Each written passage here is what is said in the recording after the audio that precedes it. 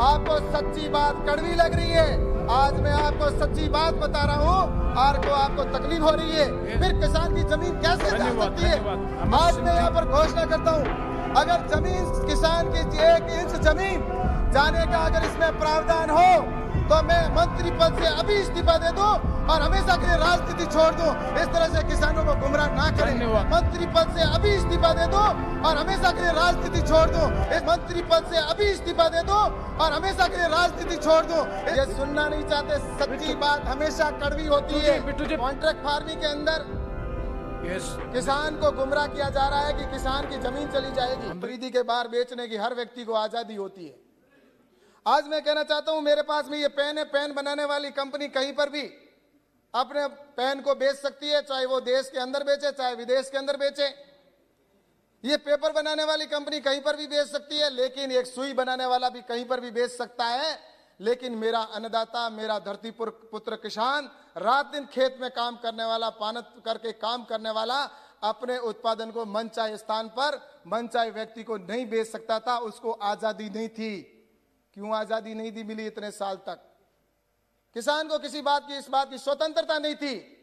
लेकिन इस कानून के माध्यम से आज तय हो गया कि आने वाले समय के अंदर किसानों के लिए ये किसानों का कानून है, ये आजादी देने वाला कानून है।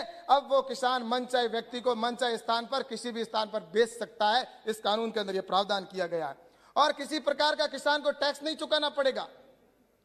मंडी परिधि के अंदर और मंडी परिधि के बाहर वो किसी प्रकार का टैक्स है। अगर मंडी परिधि के अंदर वो राज्य का अधिकार है, लेकिन मंडी परिधि के बाहर अगर कोई भी वो ट्रेड करेगा तो उसको किसी प्रकार का टैक्स नहीं चुकाना पड़ेगा। ये इसके अंदर प्रावधान किया गया है।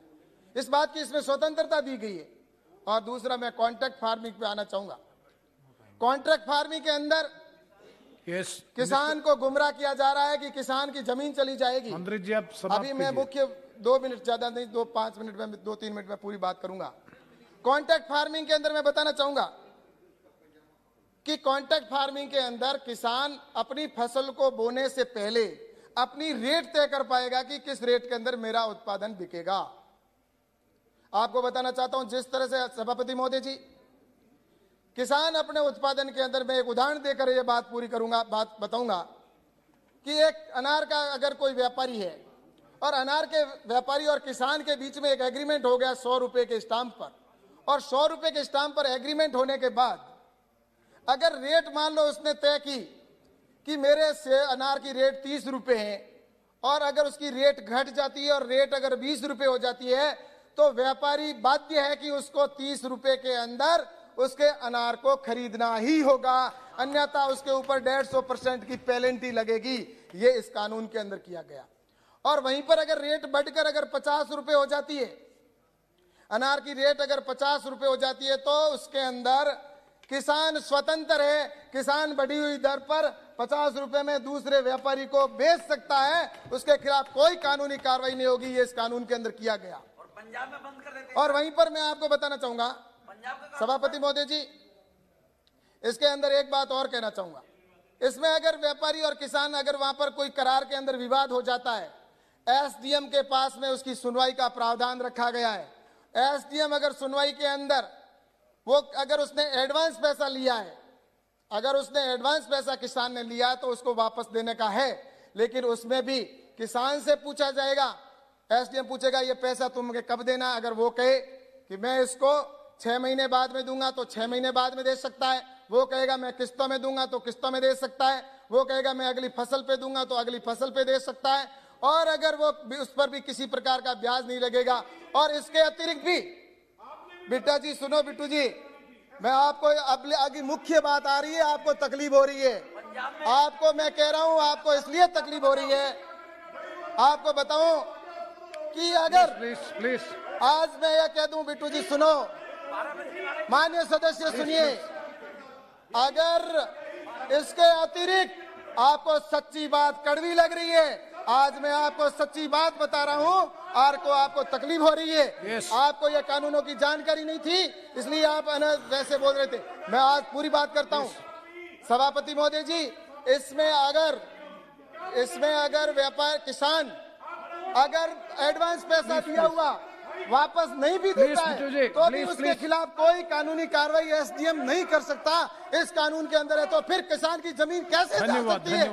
आज मैं यहाँ पर घोषणा करता हूँ, अगर जमीन किसान की 1 इंच जमीन जाने का अगर इसमें प्रावधान हो तो मैं मंत्री पद से अभी इस्तीफा दे दूं और हमेशा के लिए राजनीति छोड़ दूं। इस तरह से किसानों को गुमराह ना करें। धन्यवाद। किसानों से गुमराह करने की आवश्यकता नहीं है। मैं आज कहना चाहता हूं, मैं किसान यूनियन के यहाँ पर बैठा हूं, मैं आज कहना चाहता हूं कि किसानों के हित के ये बिल बने। और मैं आपको बताऊं सभापति महोदय जी, सच्ची बात ये ना यहाँ सुनते हैं ना दूसरी जगह कोई सुनना चाहता, उनको सुनने देते हैं, सिर्फ गुमराह करने का काम कर रहे हैं। मैं आपको बताऊं सभापति महोदय जी, ये सुनना नहीं चाहते। सच्ची बात हमेशा कड़वी होती है। बिट्टू जी प्लीज सच्ची बात हमेशा कड़वी होती है। सभापति जी महोदय जी, आज आपको बताना चाहूंगा। Yes, now conclude. मैं कंक्लूड करता हूं सभापति महोदय जी, लास्ट सेंटेंस, कि ये जिस तरह से कानून बने, किसानों के हित के कानून बने, हमने लगातार यूनियन के नेताओं से वार्ता की और बार बार वार्ता की, हमने सौहार्दपूर्ण वातावरण के अंदर बात की और उनसे लगातार चर्चा कर रहे हैं कि आप उन बिंदुओं पर आइए जो आपके प्रारंभिक मुद्दे थे। और प्रारंभिक मुद्दे वो थे, उनका एक एसडीएम के विषय पर था कि उसको सिविल कोर्ट के अंदर, कोई बात नहीं, एसडीएम कोर्ट में जाए या सिविल कोर्ट में जाए, उनकी मर्जी, हम करेंगे। मैं क्या कह रहा हूं कि आपको कह रहा हूं, एक कुछ प्रारंभिक मुद्दे जो किसान यूनियन के थे वो बता रहा हूं। और अभी आप, और उसके बाद में आपके एक पराली का विषय था, इसके अतिरिक्त एक बिजली का मुद्दा था। अब वो मुद्दे तो गौण हो गए और अब रिपील की बात की जा रही है। मैं तो कहता हूं, आप कानून के अंदर ऐसा कौन सा प्रावधान है जिसके अंदर आपको लगता है कि संशोधन करने की आवश्यकता है? आप बता तो दीजिए। आप सिर्फ काला कानून की बात करते हैं। मैं आपको इतना कहकर अपनी बात को पूरी करता हूं कि आपको एक बात कहना चाहूंगा, मैं एक शेर के साथ पूरी बात करता हूं।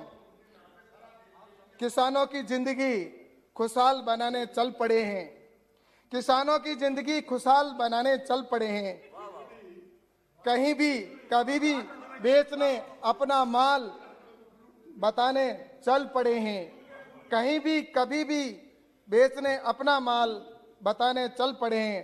अब तक तो ठगा जाता रहा है मेरा किसान भाई, आज से अपनी किस्मत चमकाने चल पड़ा है। और आपको भी कह दूं, आपका बताना चाहता हूं, सुनो, अभी ये जिस तरह से कर रहे, आपको बताऊं, सताया है आपने, सताया है अब तक कितने किसानों को, बताओ तो जरा। आपने सताया कितने किसानों को है, बताओ तो जरा। रुलाया है अब तक किसने किसानों को, बताओ तो जरा। किसानों के नाम पर तमाशा करने वालों बाज आओ, बरगलाया है किसने, भोले किसान को, बताओ तो जरा। इसलिए कहना चाहता हूं, आपने 60 साल तक सिर्फ किसान के नाम पर राजनीति की, लेकिन मेरा किसान भाइयों से निवेदन है कि आज पूरा देश, निश्चित रूप से हम तो यही कहते हैं कि वार्ता से ही समाधान निकलता है, और निश्चित रूप से प्रधानमंत्री जी ने स्वयं ने इस बात को कहा है। धन्यवाद अमर सिंह जी, निश्चित रूप से मैं तो यही कहता हूं कि आप भी इसमें आग में घी डालने का ये काम कर रहे हैं। बस मेरा तो इतना ही कहना है कि हम सब देश के किसान को आत्मनिर्भर बनाएं, इसके लिए हमारे प्रधानमंत्री जी के नेतृत्व में सरकार काम कर रही है। आपको बहुत बहुत धन्यवाद।